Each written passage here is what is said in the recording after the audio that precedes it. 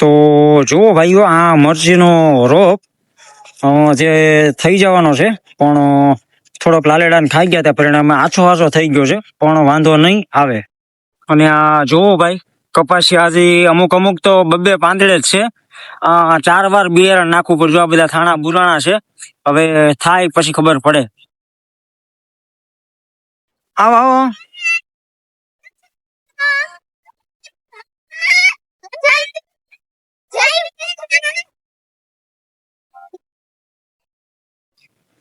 આ તો આપણી વાડી છે, મસ્તની વાડી વાડી છે. આ તો વાડીમાં તો હવા મજા જ આવી જાય. હવે વાવ, તો જો ભાઈ, અત્યારે અહીંયા પપ્પા નેદવાનું કામ ચાલુ કર્યું છે. શું છે પપ્પા, આ વખતે કેમ લાગે? 4 વખત સોંપ્યું એમ ને? વિકેટ ઠેલી જો એટલે આમ 7 વીઘાનો કપાવાનો 7 ઠેલી બિયારણ જોઈ ગયો, એટલે તમે વિચાર કરો. હજી ચાલુ છે લાવવાનું ને બિયારણ. હા હા, કપાયા છે. શું આ બધું રાખવું જ પડે બિયારણ. હા હા, 4 વખત બિયારણ સોંપ્યું. અને આ પાછા જો થાણા તો છે, બતાવો તો. ચાલુ છે ને સોંપવાનું, નેદવાનું, બધું ધીમે ધીમે ચાલુ છે મતલબમાં અત્યારે. એટલે વરસાદ નું કેવું છે અત્યારે? હા ભાઈ, જો અમુક વિસ્તારમાં વરસાદની એ ઘટ છે ને, અહીંયા આપણે વરસાદ પૂરતા પ્રમાણમાં થઈ ગયો છે. બરોબર. તો હલો મિત્રો, નમસ્કાર, જય શ્રી કૃષ્ણ, જય માતાજી. કેમ છો મારા વાલીડા? મોજમાં ને? તો આશા રાખું તમે બધા મોજમાં હશો. હું પણ મજામાં છું ને. જો વાડી આવી ગયા ને, વાડી આવીને આજે ઘણા સમય પછી એમ થયું કે પાછો વ્લોગ બનાવીએ વાડીનો. કેમ કે ભાઈ આપણે જે શરૂઆત કરી હતી ખેતીના વિડીયોથી જ કરી હતી, ને હજુ પણ એ પણ અવિરતપણે કામ ચાલુ જ છે ભાઈ. અને એટલે જો વાત કરીએ ને ભાઈ વરસાદની, તો વરસાદે આ વખતે પણ ભૂકા કાઢી નાખ્યા. જ્યાં જ્યાં વરસાદ પડ્યો છે ને, ત્યાં તમને એમ કહું ને કે સોતરા કાઢી નાખ્યા. અને મુસીબત ખેડૂતોની માથે છે. આમ જોવો ને, અમારે બધો વરસાદ એવો પડ્યો હતો ને કે તમે અગાઉ બ્લોગ જોયા છે, એટલે બધાને ખ્યાલ હશે. તો હાલમાં તમને બધાને કપા બતાવું, અને તમારી સાઈડ પણ વરસાદ કેવો છે, તમારી સાઈડ કેવું નુકસાન છે પણ અમને જણાવજો. ને કપાસના વાવેતરમાં કેટલો ફાયદો છે, તમારે પણ કેટલી વાર બિયારણ જુઓ ને કેટલી વાર સોંપવા એ પણ અમને કહેતા રહેજો. જો અત્યારે કામકાજ વાડીએ ચાલુ છે, વાડીએ આપણે આવી ગયા. તો જોવો અત્યારે બાપુજી નેતા જાય છે ને કપાઈયાને બી સોંપતા જાય. ના જો અમારે ઈસુભાઈ રિહાઈ જાય, હાલતા રિહાઈ જાય છે. એટલે એવું છે. એટલે જો આ કપાહિયા તમને બતાવી દઉં. જો અત્યારે કપા છે ને ભાઈ, આવડો થયો છે.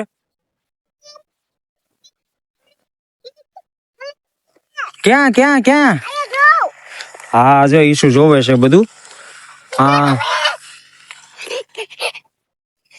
અને બીજું તો છે ને, તમે જોવો ને ભાઈ, તો આ કપાસિયા થવાથી આ બધા હળબાઉ એડા ઉગ્યા તો એને પણ કાઢી નાખવાના છે બધા. બરાબર.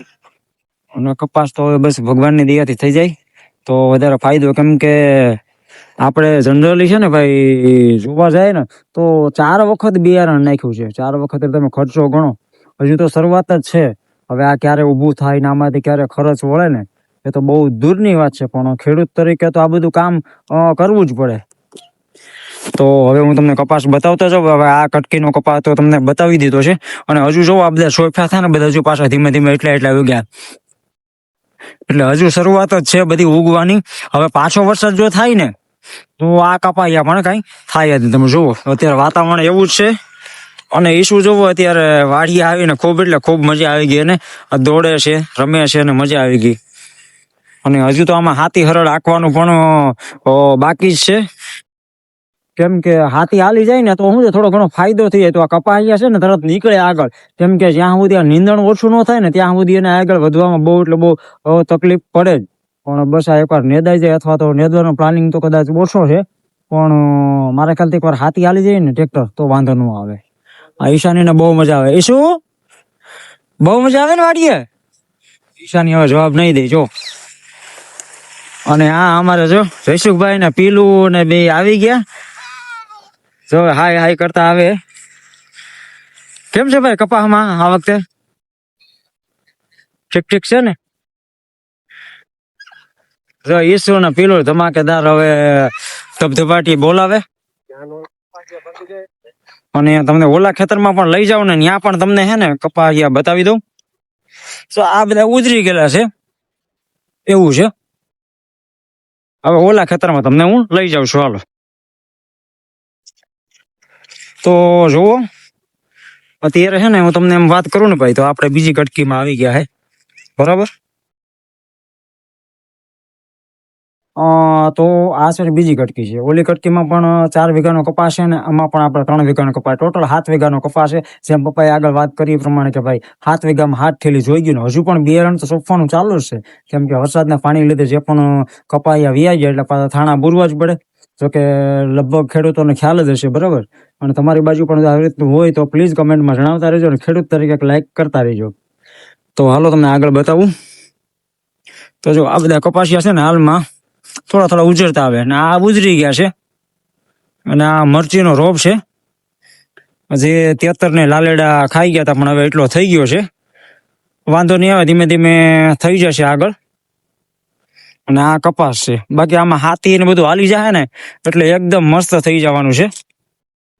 અને આ સાઈડ તમને બતાવું ને તો આ સાઈડ પણ થોડોક રોપ નાખ્યો છે પાછો, એટલે આ થઈ જાય ને એટલે શું છે આપણે સોંપાઈ જાય ખેતરમાં એટલે વાંધો ન આવે.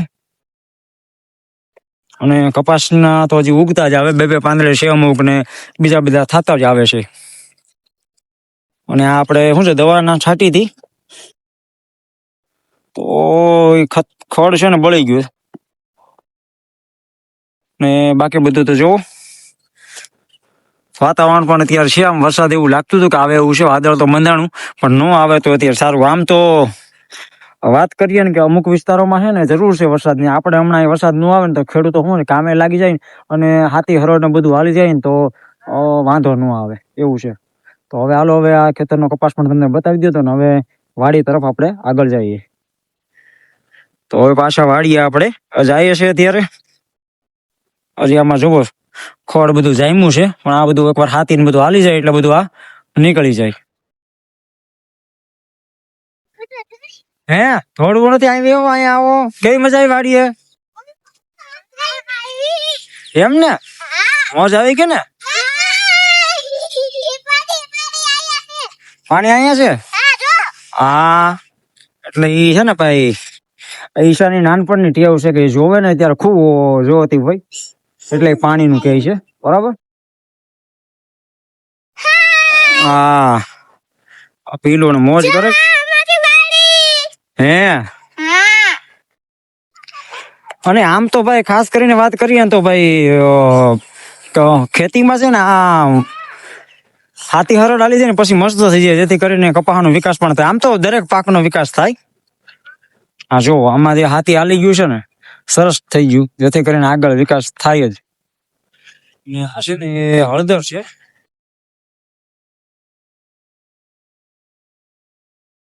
તો ભાઈ જો વાડી આવીને આજે વ્લોગ આપણે શૂટ કરી લીધો છે, બરાબર. એટલે જો ખેતરોમાં પણ આવી રીતનું છે બધું. કેમ કે ખેતી કરવી પરિણામે ઘણી બધી અઘરી તો થતી જ હોય છે, પરંતુ ખેડૂતના દીકરા છે એટલે ઘણી બધી મુસીબતોનો સામનો કરી અને ખેતી કરવી જ પડતી હોય છે.